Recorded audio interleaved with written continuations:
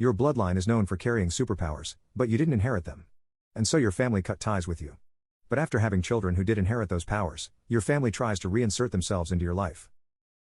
Growing up as the only child without superpowers in my family shouldn't have been a big deal. You'd think, if anything, they'd be protective of me. That's what family is for, right? To look out for each other? To be there and support each other? Andrew's super strength should have kept me safe from bullies. Emily's directional shrieks should have taken down paparazzi that hounded me, a powerless kid in a famous family of superheroes. But that wasn't how it went. It's a horrible feeling, to feel less than a person. To know, that your family's love is conditional and you'll never be able to reach the bar they set to earn it. Those feelings were etched deep in me, written on my bones, despite the therapy I got when I was older to push past the worst of it.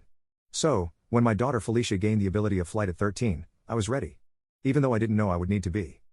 The knock at the door came at 7:30 a.m., just as I was getting Felicia and her brother Anthony, who was 2 years younger than her, ready for school. Anthony was in an incredibly buoyant mood these days, because finding out that her sister now had a power meant he was likely to inherit something. It meant my lack of powers was just a fluke, having skipped a generation but still there in recessive genes. Though it was no guarantee. Of course, I'd never based my love for them on the prerequisite of having a superpower, so that would have cushioned the blow of meeting my parents, but also I never wanted to subject them to my family. My father had passed away 10 years earlier, but even then my parents and siblings showed no interest in meeting them. The kids acclimated to that without too much trouble, probably since they had two parents who loved them unconditionally and grandparents on my husband's side who adored them. I spoke to my mother once a month on the phone, feeling some familial obligation. I suppose that's why she felt it was her right to just show up on my doorstep. Glancing through the peephole, I was shocked, and the emotion was clear on my face, I'm sure, when I opened the door. "Mom? What are you doing here?" "Gracie, is that any way to greet me?" she exclaimed. I thought I'd stop by and see how little Felicia is doing with her new power. "Mom, who is it?" spoke Felicia, coming out from the kitchen, an Eggo in her hand. Anthony, per usual, was dragging his heels. "Grandma?"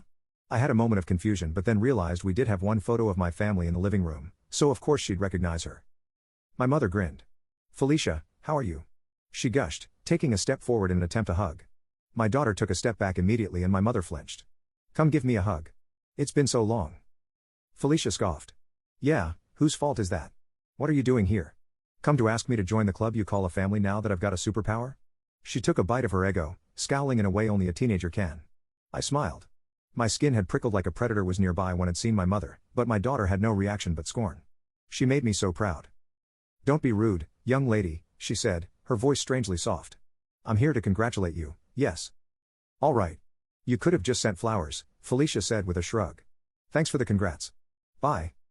My mother shifted her eyes to glare at me. "Is this your doing? Setting your children against me?" I couldn't help but laugh. "Is that a joke?